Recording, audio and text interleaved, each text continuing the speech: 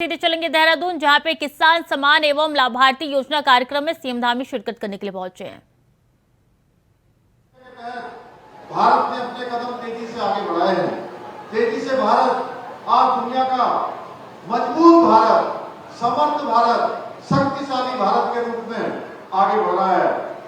एक समय था जब देश में हमारे समय प्रतिभाओं की कोई कमी नहीं थी, लेकिन हम उन प्रतिभाओं का प्रदर्शन नहीं कर पा रहे थे। आज हम प्रतिभाओं का प्रदर्शन भी कर रहे हैं और देश और दुनिया को दिशा देने का भी काम कर रहे हैं। माननीय प्रधानमंत्री मोदी जी ने आज स्टार्टअप के माध्यम से देश के अंदर ऐसे नौजवान, ऐसे युवा जो बहुत सारे नवाचार कर सकते हैं, नए उद्योग स्थापित कर सकते हैं, लघु उद्योग लगा सकते हैं, एक अपने रोजगार के साथ साथ लोगों को भी स्वरोजगार के माध्यम से रोजगार से जोड़ने का काम कर सकते हैं। ऐसा वातावरण देश दुनिया के अंदर आज देखने को हुआ है।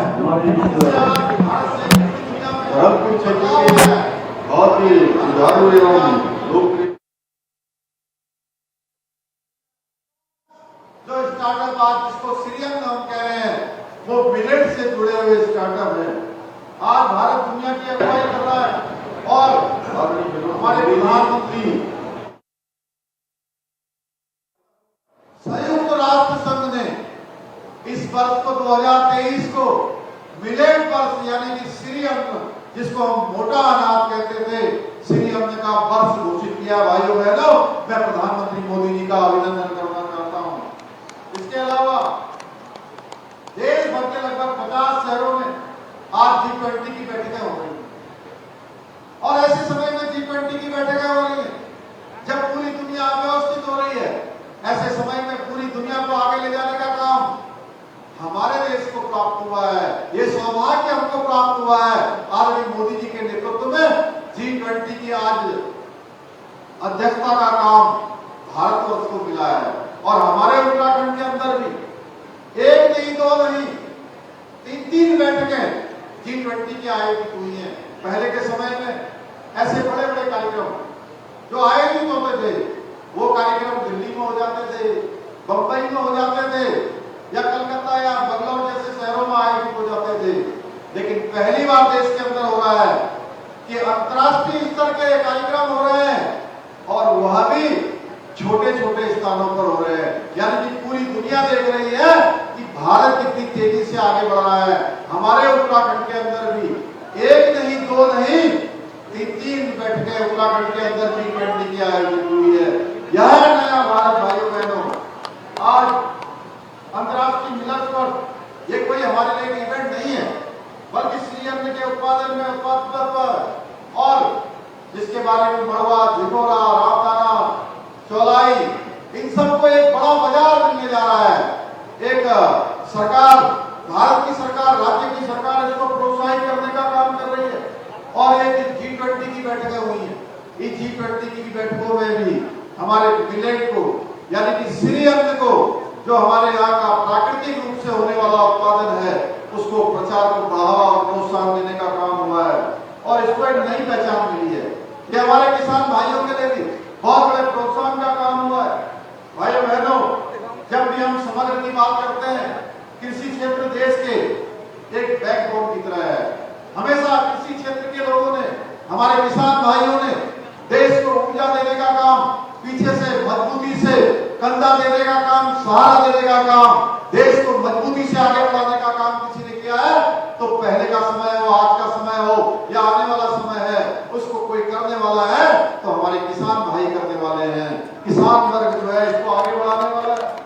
आज किसानों के सामने अनेकों समस्याएं हैं, जैसे प्राकृतिक प्रकोप है, होने वाली आपदाएं हैं, उसकी चुनौती भी, उससे होने वाला नुकसान भी हमारे लिए एक बहुत बड़ी चुनौती है।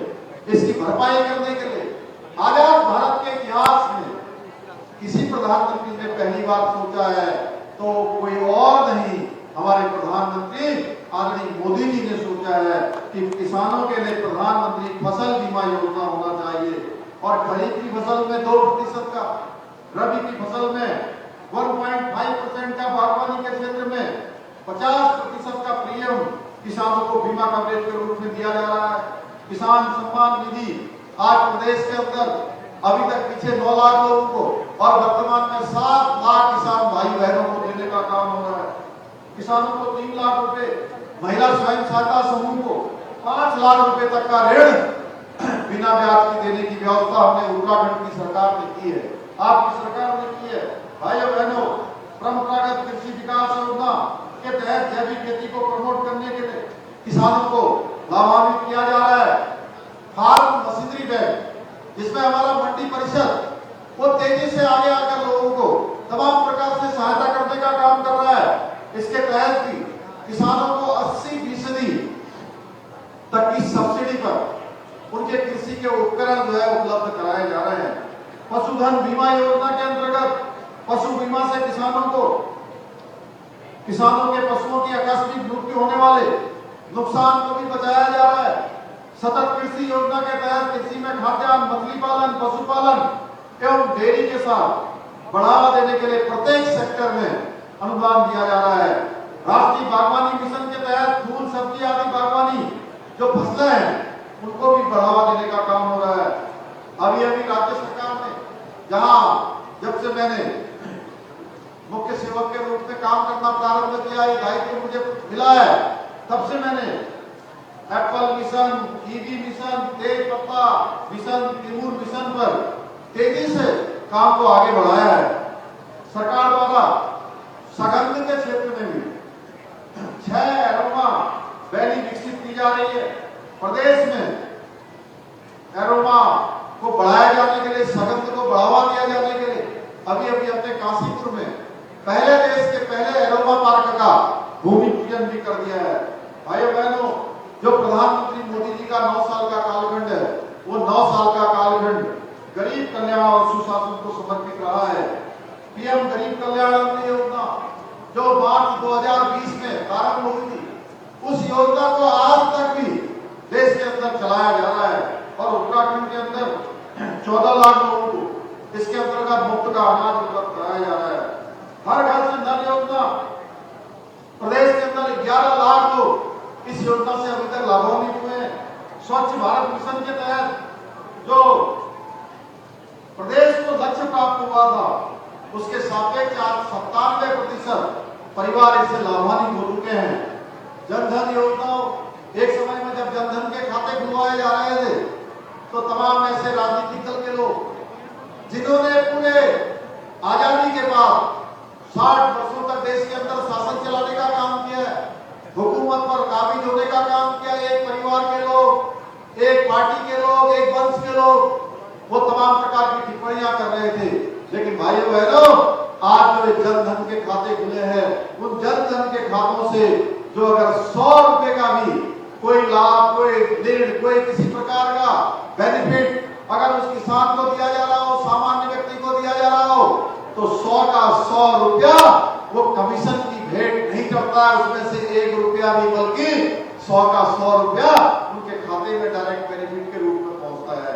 इसलिए माननीय प्रधानमंत्री जी ने ये योजना चलाई थी। प्रधानमंत्री आवास योजना के तहत 30,000 से अधिक अभी तक आवास दिए गए। आयुष्मान भारत योजना के अंतर्गत 5 लाख रुपए तक का प्रत्येक वर्ष इलाज की जो व्यवस्था है, उत्तराखंड के अंदर 7 लाख से भी अधिक लोगों को अभी तक इस योजना का लाभ मिल गया है।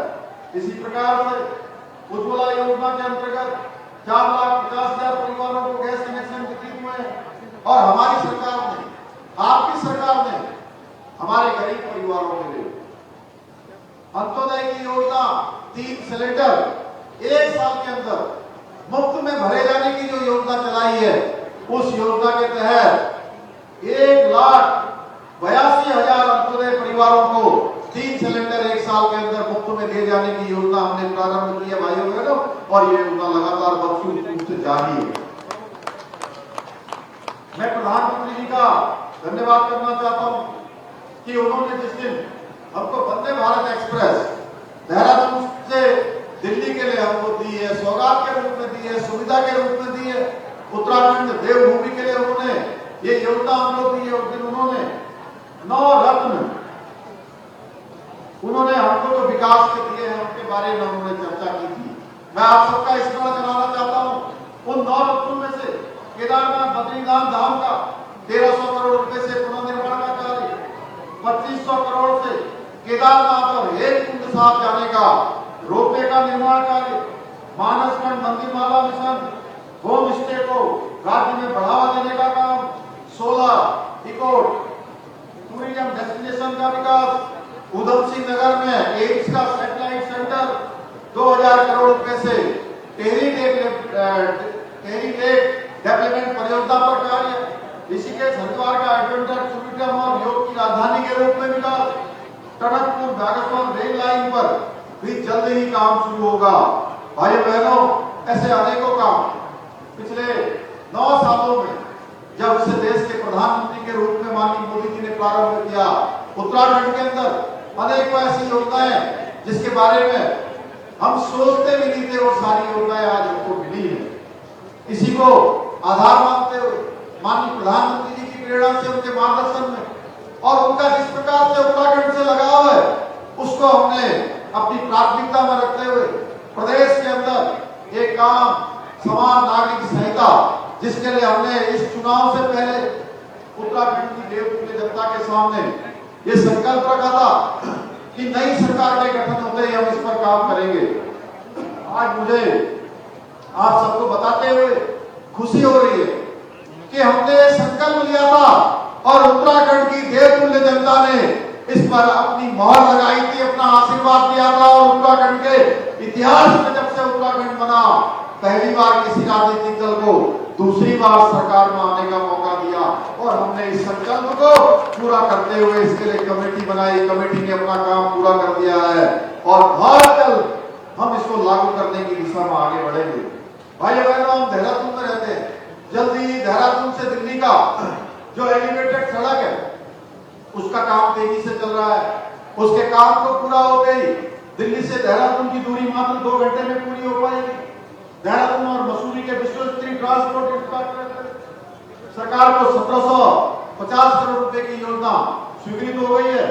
आज हमारे यहाँ पर देहरादून जिले में लखवाड़ प्रोजेक्ट जो 2.5 दशक से भी पहले से अपने उद्घाटन के लिए, अपने शुभारंभ के लिए इंतजार कर रहा था, उस लखवाड़ परियोजना को भी स्वीकृति देने का काम हमारे प्रधानमंत्री मोदी जी ने किया है, केंद्र की सरकार ने किया है। उसके निर्माण से एक नया विकास का रास्ता हमारा प्रारंभ हो जाएगा। नमामि गंगा योजना, उसके तहत sewer line, sewer treatment plant पर कार्य हो रहा है।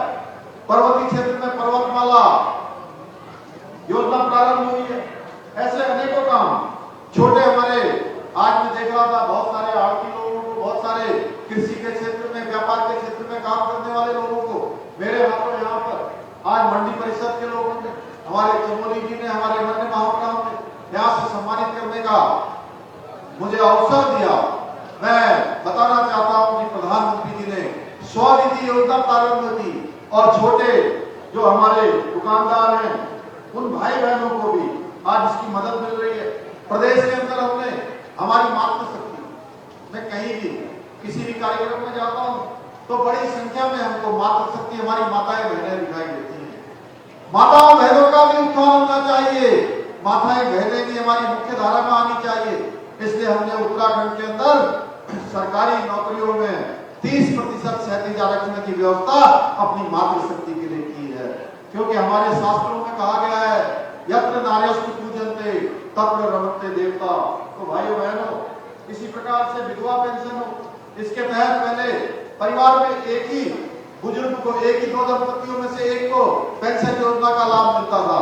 आज दोनों ही बुजुर्ग दंपतियों को वृद्धावस्था पेंशन का लाभ मिल रहा है। छात्रवृत्ति योजना हमने प्रारंभ करी है।